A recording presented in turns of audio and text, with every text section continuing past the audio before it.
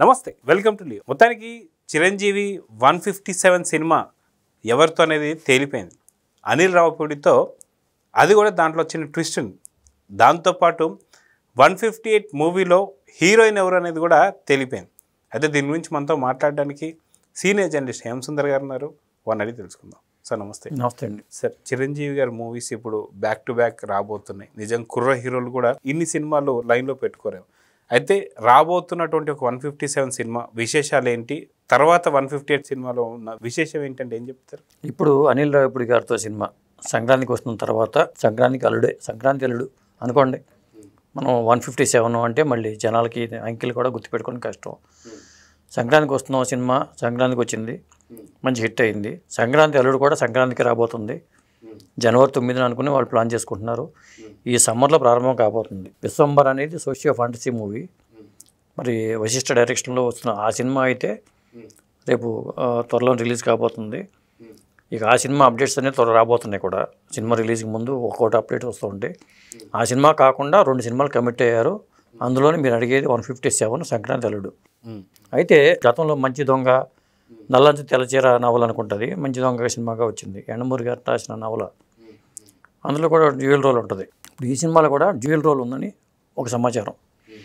అదేంటంటే ఒక పాత్ర ఏంటంటే కామెడీ పండించే పాత్ర, ఇంకొక పాత్ర సీరియస్గా ఉండే పాత్రట. అంటే ఈ 2 పాత్రల నడుమ ఏం జరిగింది అనేదే ఒక డ్రామా. అది అప్పుడున్న మనకు బయటకు వచ్చిన లీకుల్లో ఉన్న సారాంశం ఏంటంటే చిరంజీవి డ్యూయల్ రోల్ చేయబోతున్నారు. ఆ డ్యూయల్ రోల్లో ఒక పాత్ర కామెడీ పాత్ర, ఒక పాత్ర సీరియస్ పాత్ర. దాన్ని మరి ఎలా చేసుకొస్తారో అనిల్ రావిపూడి అనేది చూడాలి. అయితే ఇప్పటిదాకా అనిల్ రావిపూడి గారి సినిమాలు ఏవైతే ఉన్నాయో బ్యాక్ టు బ్యాక్ 8 హిట్స్ కొట్టినటువంటి అనిల్ రావిపూడి గారు, ఆయన సినిమాలలో డ్యూయల్ రోల్స్ అనేవి చాలా తక్కువగా మనం చూస్తూ ఉంటాం. ఎందుకంటే మనకు గుర్తున్న సినిమాలు కావచ్చు, పటాస్ కావచ్చు, పటాస్ తర్వాత వచ్చిన సినిమాలు ఏవైనా సరే, లేదా సర్లేరు మీకెవరు కావచ్చు, ఇలా భగవంత్ కేసరి కావచ్చు, మొన్న వచ్చినటువంటి ఒక సంక్రాంతికి వస్తున్నాం కావచ్చు, ఇలా ఏ సినిమా చూసినా సరే మ్యాక్సిమం డ్యూయల్ రోల్స్ అనేది కనిపించలేదు. సో డ్యూయల్ రోల్స్ లాగా వస్తున్నటువంటి ఒక చిరంజీవి గారి సినిమా ఎలా ఉండబోతుంది అనిల్ రావిపూడి గారి డైరెక్షన్ అంటే ఏం చెప్తారు? మీరు అన్నట్టుగా నిజమే. ఆయన డ్యూయల్ రోల్ బదులు 2 పాత్రలు పెట్టుకుని చేసుకుంటూ వెళ్ళారు. ఇప్పుడు డ్యూయల్ రోల్ కూడా ఆయన కొత్తగా ఉంటుంది. ముందు చెప్పాలంటే కొత్త జానర్ అని చెప్పాల్సి వస్తుంది. ఆ సినిమా పరంగా చూసుకుంటే ఏంటంటే హీరోయిన్లు ఎవరనేది ఇంకా ఫైనలైజ్ అయినట్టుగా మనకు సమాచారం లేదు. మ్యూజిక్ పరంగా చూసుకుంటే బీమ్స్ మ్యూజిక్కి చేసే అవకాశం అయితే ఉంది. ఎందుకంటే అంత హిట్ ఇచ్చిన తర్వాత బీమ్స్కి చిరంజీవి గారి సినిమా ఛాన్స్ రావటం అనేది గొప్ప విషయం. మరి బీమ్స్ ట్యూన్స్కి చిరంజీవి గారి డ్యాన్సులు కూడా తోడైతే ఆ మజాయే వేరు, ఆ కిక్ వేరు. అయితే ఇక ఈ సినిమా పరంగా చూసుకుంటే మనకి చిరంజీవి గారు ఒక మాట అన్నారు, అనిల్ రావిపూడితో పనిచేస్తే కోదండరామిరెడ్డితో పనిచేసినట్టుగా అనిపిస్తుంది నాకు అనే మాట కూడా అన్నారు. కోదండరామిరెడ్డి గారితో సినిమా చేసినప్పుడు చాలా సరదాగా సాగిపోయేది. చాలా హిట్లు కోదండరామిరెడ్డి గారు ఇచ్చారు చిరంజీవి గారికి. ఖైదీ దగ్గర మొదలు పెట్టుకుంటే మాస్ హిట్లు అన్నీ. కాబట్టి ఆయన అన్న మాట ప్రకారం చూసుకుంటే ఈ కాంబినేషన్ చిరంజీవి గారికి ఒక డ్యామ్ షూర్గా హిట్ అని చెప్పే సినిమా 157 అని చెప్పాల్సి వస్తుంది. అదండి. అయితే మనం చూసుకుంటే గతంలో వచ్చిన సినిమా ఏదైతే ఉందో ఖైదీ నెంబర్ 150, దీంట్లో డ్యూయల్ రోల్గా చెప్పుకోవచ్చు. ఒకటేమో కామెడీ పండించే పాత్ర అయితే, ఇంకోటి రైతుల కోసం శ్రమించే ఇంకో పాత్ర అనుకోవచ్చు. సో చిరంజీవి గారికి అయితే డ్యూయల్ రోల్స్ కావచ్చు, లేదా ముగ్గురు మనగాళ్ళు ఏదైతే సినిమా ఉందో, లేదా త్రిబుల్ రోల్ కావచ్చు, ఇవన్నీ కూడా చాలా అసాధారణంగా ఆయన చేసేస్తారు. సో ఇది అనిల్ రావిపూడి గారికి సంబంధించింది ఫస్ట్ డ్యూయల్ రోల్ సినిమా కాబట్టి, అంటే ఇద్దరు చిరంజీవుల్ని మెయింటైన్ చేయాల్సి వస్తుంది. సో ఎలా ఉంటుందంటే ఏం చెప్తారు? అంటే ఒకటి సీరియస్ పాత్ర, ఒకటి కామెడీ పాత్ర. అంటే సీరియస్ పాత్ర, పూర్తి సీరియస్ పాత్రలకి మరి ఆ పాత్రకి న్యాయం చేయాలంటే మరి ఎలా చేస్తారనేది చూడాలి. ఎందుకంటే అనిల్ రావిపూడి ఎక్కువ కామెడీ మీద మంచి పట్టుంది. పైగా మనకి జంధ్యాల గారి తర్వాత, ఈవి గారి తర్వాత, రేలింగ్ నరసింహ గారి తర్వాత ఆ టైపు ఆఫ్ సినిమాలని ఎక్కువ చేస్తూ వచ్చారు.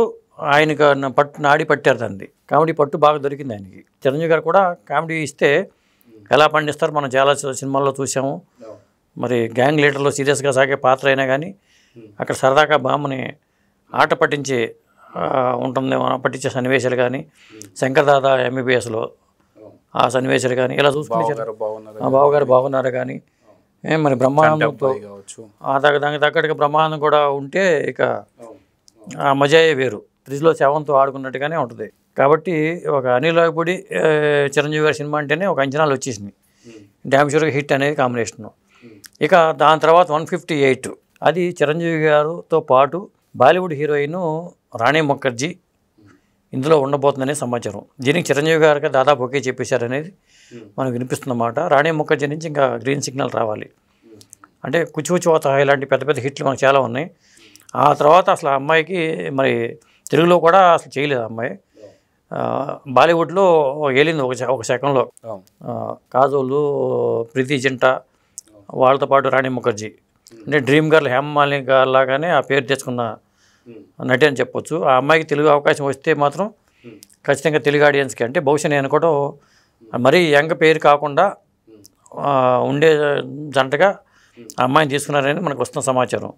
మరి దాంట్లో చూసుకున్నప్పుడు చిరంజీవి గారికి నడి వయసు పాత్ర ఇచ్చారా శ్రీకాంత్ వదిలి సినిమాలో అనేది అనిపిస్తుంది. ఎందుకంటే రాణి ముఖర్జీ అంటున్నారు కాబట్టి, లేకపోతే యంగ్ హీరోయిన్ ఎవరిని పెట్టేవాడు కదా, కాబట్టి అది డౌట్ పడాల్సి వస్తుంది.